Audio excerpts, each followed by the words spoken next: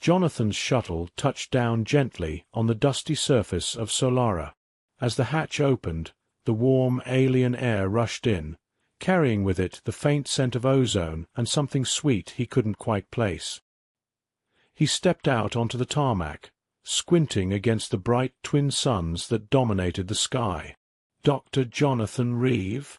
A voice called out from behind a sleek ground vehicle parked nearby. Jonathan turned to see a tall, lanky man extending his hand in greeting. "I'm Dr. Marcus Flynn. I'll be your liaison while you're here. Welcome to Solara." "Thank you," Jonathan replied, taking the offered hand. "I must admit, I'm quite eager to begin." Marcus smiled as they walked toward the vehicle. "Everyone's curious about your work. The Nolari have been quite a mystery to us." The vehicle hummed quietly as they traveled towards the human settlement. Jonathan noted the vast expanses of untouched landscape that stretched out around them. "It's more beautiful than I imagined," he said. "It has its moments," Marcus agreed. "You'll find the environment isn't the only thing that's captivating here." As they arrived at the settlement, Jonathan was introduced to the rest of the small human team: Dr. Emily Santos, an ecologist, and Lieutenant Carl Weber, the security officer. After brief introductions, they gathered in the central meeting room, which doubled as a dining hall. Emily sparked up the conversation at dinner. "So, Jonathan, Marcus tells us you're here to study Nolari culture. That's a step away from your usual fieldwork on Earth." "It is," Jonathan acknowledged. "But their art and societal structures are fascinating. It's rare to see such a complex civilization that's so different from our own." Carl, who had been quietly eating, chimed in. "Just remember to keep a safe distance. We're not here to interfere. Just observe."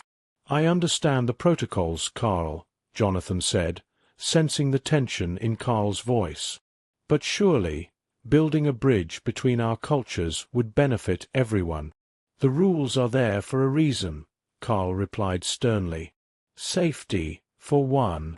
Marcus intervened, seeing the need to lighten the mood. "Let's give Jonathan some time to settle in before we bombard him with all our paranoia, eh? Tomorrow, we'll show him around the research outpost and give him a proper introduction to our work."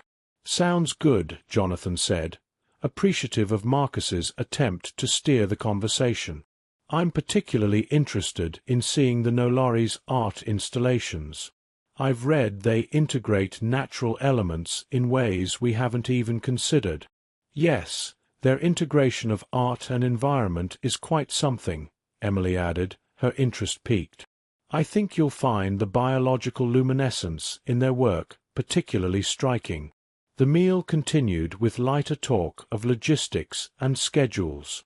Jonathan listened mostly, absorbing the dynamic of his new colleagues. He was here to learn, after all, not just about the Nolari, but also about how humans could navigate this complex new world without losing themselves or endangering others. As they wrapped up, Marcus suggested a quick evening walk. The Solara night under the moons is a sight to behold. Helps clear the head. "That sounds perfect," Jonathan said, eager to see more of the planet. The two men walked out under the starlit sky, the landscape bathed in a soft, ethereal glow from Solara's twin moons. "Keep an open mind here, Jonathan," Marcus advised as they walked. "And remember, the more we understand them, the better we can coexist. Just, within the rules." Jonathan nodded, his mind already racing with possibilities. This was the beginning of something new, something important, and he was right at the heart of it. Chapter 2. Forbidden Interest. The next morning, Jonathan joined Marcus for a guided tour of the research outpost. The facility was a blend of human architectural efficiency and adaptations inspired by Nolari designs, making use of the natural light and the environment's unique properties. As they walked through the corridors, Marcus pointed out the various departments. "Here's where the magic happens," he said, gesturing to a large lab where several researchers were examining flora samples through microscopes. "Dr. Reeve, this is Dr. Alan Torres, our lead biologist," Marcus introduced. Alan looked up from his microscope, wiping his hands on his lab coat as he stood. "Ah, the cultural anthropologist. We've heard much about you. Planning to crack the Nolari social code." Jonathan laughed. "I'll do my best. Your work with the native flora is foundational to understanding their material culture, I believe." "Indeed," Alan agreed. "And speaking of culture, you should meet Dr. Caleb Zhang. He's just returned from a field study near a Nolari community." Caleb, a young man with a sharp gaze, extended his hand. "Jonathan, it's a pleasure. I hear you're as curious about their art as I am about their agricultural techniques." "Absolutely," Jonathan said. "Any insights you could share? Well, come by my office later. I've got field notes you might find interesting," Caleb offered.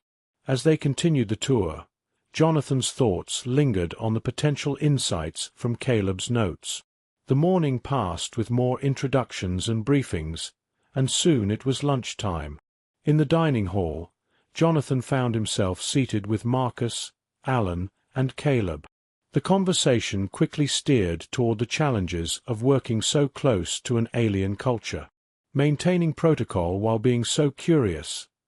"It's quite the dance," Marcus said, taking a bite of his sandwich. "True," Caleb chimed in. "But it's fascinating. Did you know the Nolari use a type of fungus in their construction? It's stronger than concrete and self-repairing." Jonathan's eyes lit up. "That's remarkable. And their art, does it employ similar biological innovations?" "Yes," Caleb replied, warming to the subject. "Their sculpture gardens are not just aesthetic, they're functional, part of their ecosystem." Alan nodded in agreement. Understanding their integration of function and form could revolutionize our own sustainable practices. The conversation spurred a plan in Jonathan's mind. What if we organized a small symposium here? A sort of informal exchange of ideas and findings. It might foster a deeper understanding and respect for the protocols we're trying to uphold. "That's an excellent idea," Marcus supported. "I can arrange for the space. Alan, Caleb, you could present your findings." "Count me in," Alan said. "And me," added Caleb. "It might also prepare you better for when you do get a chance to observe their communities up close." Jonathan. With lunch over, Jonathan and Caleb headed to the latter's office, where stacks of notebooks and digital pads filled the shelves. "Here," Caleb handed him a pad, its screen filled with detailed notes and diagrams. "This should give you a head start." Jonathan spent the rest of the afternoon immersed in the notes, occasionally asking Caleb for clarifications. The suns were setting by the time he looked up, his mind buzzing with ideas and the possibilities of intercultural understanding. "Thanks, Caleb. This has been incredibly helpful," Jonathan said, genuinely grateful. "Any time. It's refreshing to see someone else so invested in their culture," Caleb replied, smiling. As Jonathan walked back to his quarters, he felt a surge of excitement about the symposium and its potential. Maybe, just maybe, this was the beginning of something that could bridge two worlds without breaking the fragile peace that existed between them. Chapter 3. Cultural Exchange. The idea of the symposium had taken root, and by the following week, preparations were in full swing. Jonathan, Marcus, Alan, and Caleb worked together to organize the event, which was to be held at the main assembly hall of the research outpost. Marcus took the lead on logistics, arranging the venue and the schedule. "We'll need a good setup for presentations, screens, data projectors, maybe even live feed translations if we can manage it," he mused as they gathered in his office to finalize the plans. "I can handle the tech setup, offered Caleb, who had a knack for electronics. I'll also prepare a segment on the Nolari's agricultural innovations. It might capture their attention and highlight our respect for their technology. Jonathan was tasked with drafting the opening remarks and ensuring the content was culturally sensitive and engaging. I want to start with a note on shared learning and mutual respect, he said. It's essential that we frame this as an exchange, not just us presenting findings. Alan, meanwhile, was busy preparing his presentation on the symbiotic relationships between the native flora and the Nolari's farming techniques.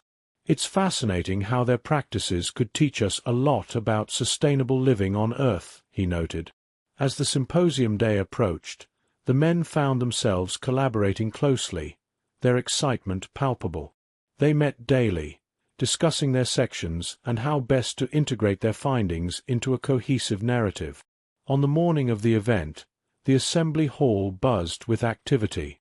The team had set up displays around the room, featuring models and visuals of Nolari architecture and technology, alongside explanations in both English and the Nolari language, which Jonathan had started to learn.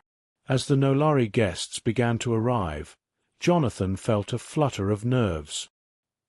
He greeted them at the door, trying his best to use the Nolari phrases he had practiced. "Welcome, and thank you for joining us," he said, managing a respectful bow, which was well received. Marcus started the symposium with a few words on the purpose of the day. "We are here not only to share but to grow in our understanding of each other's worlds," he explained. Jonathan then took the stage, his opening remarks focusing on the theme of learning and cooperation. "Today is about dialogue," he stated. "We hope to learn as much from you as we hope you will learn from us." Alan presented next, discussing the ecological systems of Solara and their parallels with Earth's environments. His detailed analysis of plant-based building materials drew nods from the Nolari audience, some of whom approached afterward to ask detailed questions. Caleb's segment on agricultural techniques was equally well received. He demonstrated how certain Nolari farming methods could be adapted for use on Earth, suggesting a pilot project that could benefit both communities. Throughout the day, Jonathan observed the interactions, pleased with the genuine interest and respect shown by all parties. The exchange was proving to be a success, fostering a sense of camaraderie and shared purpose. As the symposium concluded, a senior Nolari, who had been particularly engaged throughout the sessions, approached Jonathan. "Your efforts to bridge our worlds are commendable," he said in halting English. "We appreciate the respect you have shown for our ways." "Thank you," Jonathan replied, honored by the compliment. "We have much to learn from each other." The day ended with a casual reception, where discussions continued informally. Jonathan, Marcus, Alan, and Caleb shared a quiet moment of reflection. "We've started something important today," Marcus said, looking around at the mingling crowd. "Yes," Jonathan agreed. "And it's only the beginning. With understanding, I believe we can build a future that honors both our peoples." The men nodded, their shared vision for a cooperative future clearer than ever. As the guests slowly departed, Jonathan felt a renewed sense of purpose, eager to continue the work they had begun. Chapter 4. The Touch. The success of the symposium had opened new avenues of communication between the humans and the Nolari. Jonathan found himself increasingly involved in joint projects, often working alongside Nolari representatives who were curious about human culture and scientific methods. A few weeks later, Jonathan and Caleb were invited to visit a Nolari community to observe a local festival that celebrated the seasonal regeneration of the planet's flora. As they prepared for the visit, Jonathan reviewed the cultural guidelines with Caleb in one of the outpost's conference rooms. "We need to be especially mindful of their customs during the festival," Jonathan explained. "It's an intimate event, and they're allowing us to observe because they trust us." "I've read the briefing," Caleb replied, scanning through the digital notes on his tablet. No physical contact unless initiated by them, no loud laughter, and we must accept any offered food or drink, correct? Exactly, Jonathan confirmed. And keep the cameras discreet.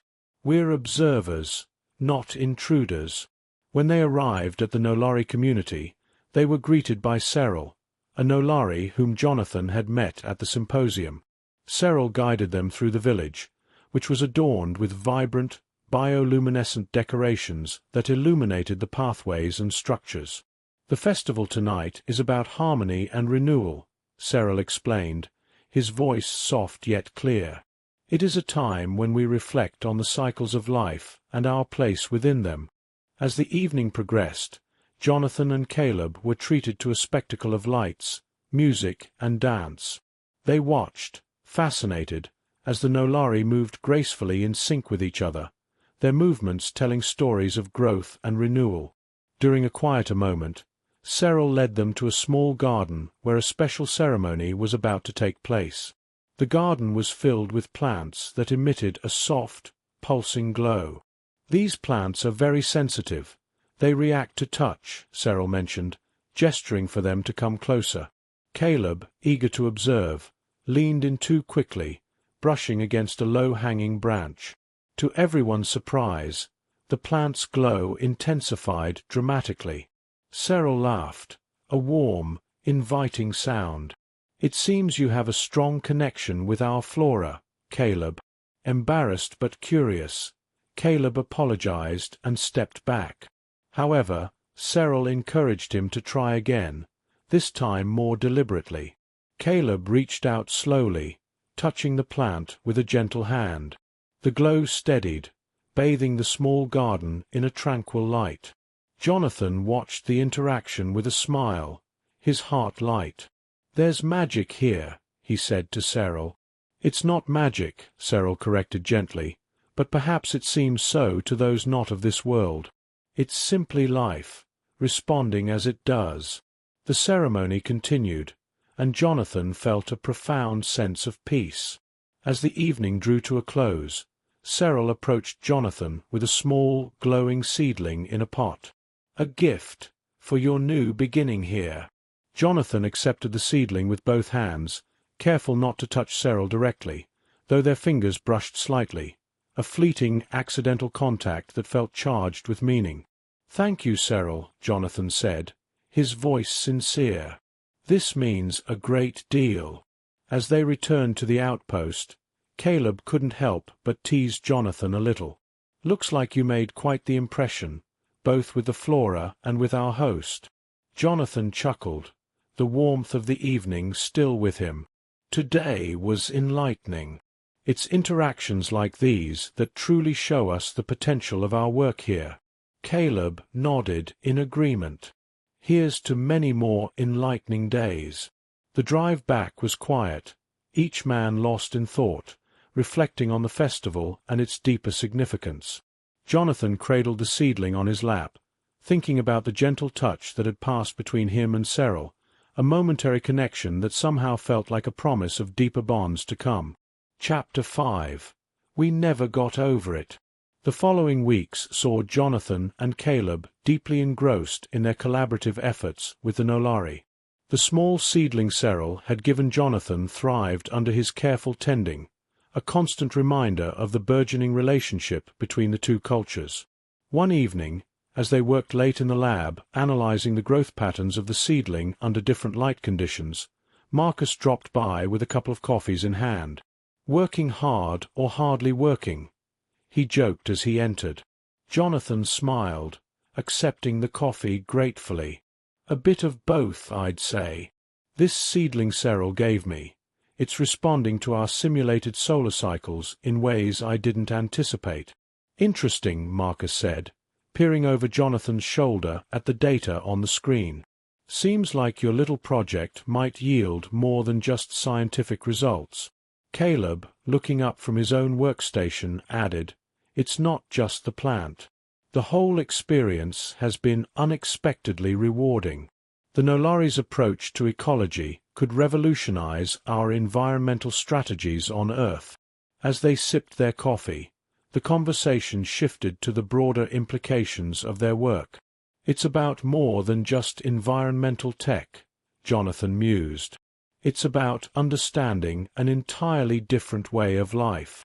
We never got over our initial awe of this place, did we? No, we did not, Marcus agreed, his tone reflective. And it's that sense of wonder that keeps pushing us forward. Makes all the bureaucracy worth navigating. Caleb chuckled. Speak for yourself. I could do with less red tape and more fieldwork. Their light-hearted banter was interrupted by a message from Cyril, inviting Jonathan and Caleb to another cultural event, this time a lecture on the Nolari's historical reliance on natural cycles. Looks like you're in for another enlightening evening, Marcus teased as he read the message over Jonathan's shoulder.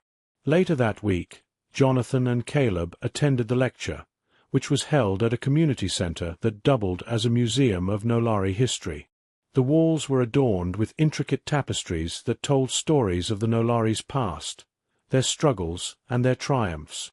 As they listened to the lecturer, a renowned Nolari historian named Tauren, Jonathan was struck by the depth of their historical consciousness.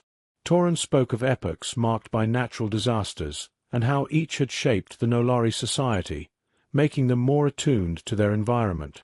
After the lecture, Tauren approached Jonathan and Caleb. I hope you found the session informative. We find that understanding our past is crucial to navigating our future. Absolutely, Jonathan replied. There's a lot we can learn from that approach. Our own history on Earth often feels fragmented by comparison. Tauren nodded. Perhaps a future session on Earth's history might be in order? It would be valuable for us to learn more about your world as well. Caleb was quick to support the idea. That's an excellent suggestion. Jonathan here would be the perfect person to lead that discussion. As they left the center, the sky was streaked with the vibrant colors of sunset, reflecting off the bioluminescent plants that lined the pathways. This place, these people. They're really something, Caleb said, a note of wonder in his voice. Jonathan nodded in agreement. Every day brings a new revelation, and each one strengthens the bond between our worlds. We never got over our first impressions, Caleb observed, and I hope we never do. It keeps our curiosity alive, our minds open. Yes, Jonathan said, looking back at the glowing lights of the community center. It's those initial impressions that continue to fuel our passion for this work. And in turn, we build bridges that were once thought impossible. Their walk back to the transport was quiet, each man lost in his thoughts, contemplating the intertwining paths of human and Nolari destinies. The air was cool, and the twin moons were bright overhead, casting long shadows on the ground that seemed to stretch towards the horizon, guiding them forward. Chapter 6. Dilemmas. The collaboration between the humans and the Nolari continued to grow, but not without its complications. As Jonathan found himself more deeply involved with the Nolari, both personally and professionally, the line between the two began to blur, leading to a series of ethical and procedural dilemmas. One afternoon, Jonathan and Marcus were in the outpost's main office, discussing the next phase of their project. Jonathan, looking troubled, was the first to voice his concerns. Marcus, I've been thinking about the depth of our engagement with the Nolari. Are we pushing the boundaries of our original mission here? Marcus leaned back in his chair, considering the question. It's a valid concern. We're charting new territory, not just geographically but ethically. We need to tread carefully to ensure we don't overstep. That's just it, Jonathan replied, his brow furrowed. I feel like some of the decisions I'm making might conflict with the directives from HQ. But on the other hand, the relationships we're building here, they're leading to genuine mutual understanding. It's a tough balance, Marcus agreed. We need to maintain our integrity without alienating the Nolari. Maybe it's time we reevaluate our protocols with HQ. As they were discussing, Caleb walked in, his expression serious. "I just got off a video call with our legal team. They're concerned about the frequency of our interactions with the Nolari. They're worried it might look like we're integrating too closely." Jonathan sighed. "That's exactly what I'm worried about. How did the legal team suggest we proceed?" "They want us to document everything, every meeting, every exchange," Caleb explained. "They say it's for our protection, but it feels more like they don't trust our judgment." Marcus nodded slowly.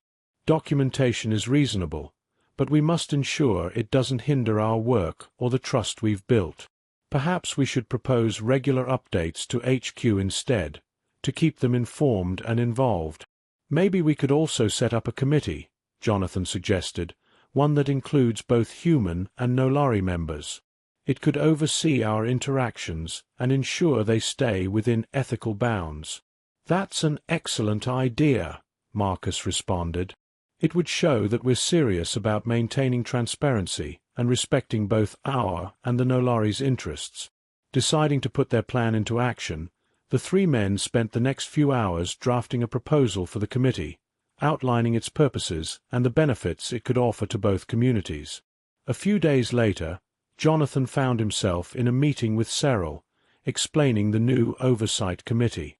"It's designed to ensure that all parties feel respected and that our interactions are transparent," he explained. Cyril nodded thoughtfully. "Your commitment to fairness is appreciated. We, too, value transparency and consent in our dealings. This committee could serve as a model for other interspecies collaborations." Encouraged by Cyril's response, Jonathan felt a renewed sense of purpose. He spent the remainder of the day drafting a detailed report to HQ, emphasizing the positive outcomes of their approach and advocating for the committee's importance. As the sun set, Jonathan, Marcus, and Caleb gathered in the outpost's communal area, each with a drink in hand, discussing the future. "Today felt like a step forward," Jonathan said, feeling more confident. "It did," Marcus agreed. "By addressing these challenges head-on, we're not just solving problems, we're setting precedents." Caleb raised his glass.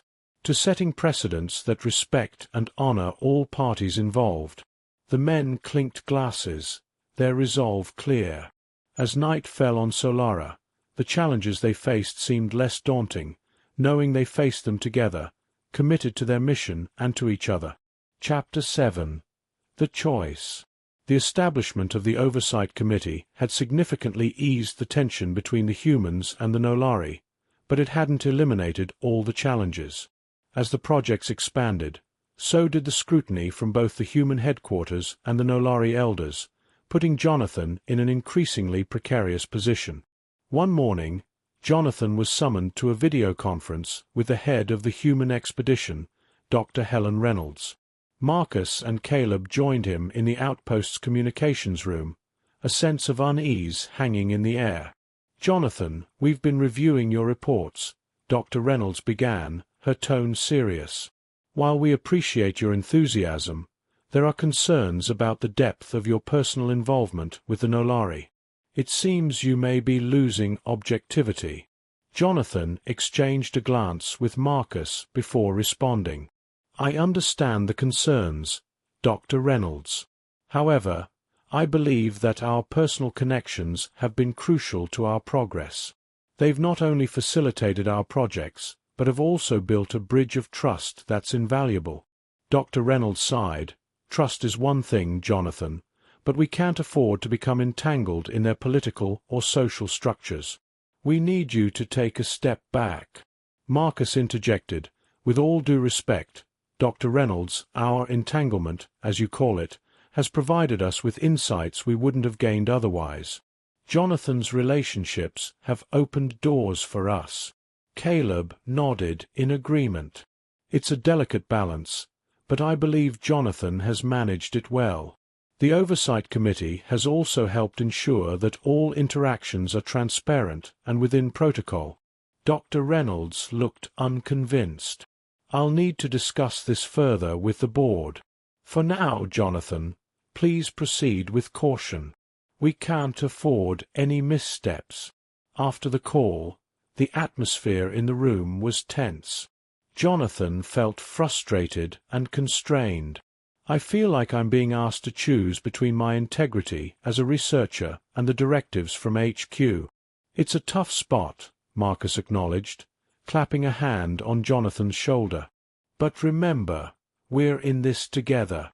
We'll support you in whatever way we can." The following week brought an unexpected challenge that forced Jonathan to confront the very dilemma he had been dreading. During a routine visit to the Nolari community, Cyril approached him with a request for assistance in a local dispute that had broader implications for the Nolari and their governance. Jonathan knew this was the kind of involvement HQ was wary of. Yet, turning away could jeopardize the trust and rapport he had built with the Nolari. He discussed the situation with Marcus and Caleb, seeking their advice. Caleb was the first to speak up. "This is exactly the type of situation the Oversight Committee was created for. Maybe it's time to test its effectiveness." Marcus agreed. "Let's bring this to the committee. It will show HQ that we're handling this responsibly and adhering to our protocols." Jonathan felt relieved to have their support. At the committee meeting, he presented the issue, emphasizing the importance of the Nolari's request and the potential benefits of assisting them. The committee decided to advise but not intervene directly, providing guidance that would help the Nolari resolve the issue themselves. This decision was well received by the Nolari, who appreciated the respect shown for their autonomy. Cyril thanked Jonathan personally. "Your advice has been invaluable, Jonathan. You've shown great respect for our ways." Jonathan felt a sense of validation. He had managed to navigate the fine line between involvement and interference, maintaining his integrity and respecting both his superiors' concerns and his Nolari friends' needs. Back at the outpost, he shared the outcome with Marcus and Caleb. "I think we handled that well. It's a good precedent for how we can operate moving forward." "Agreed," Marcus said. "It's about finding the right balance. And today, I think we did just that." The three men knew there would be more challenges ahead, but they were confident in their approach. By respecting both the human and Nolari perspectives, they had found a way to work within the constraints imposed by both sides, paving the way for a future of cooperative and respectful intercultural relations. Chapter 8. New Beginnings.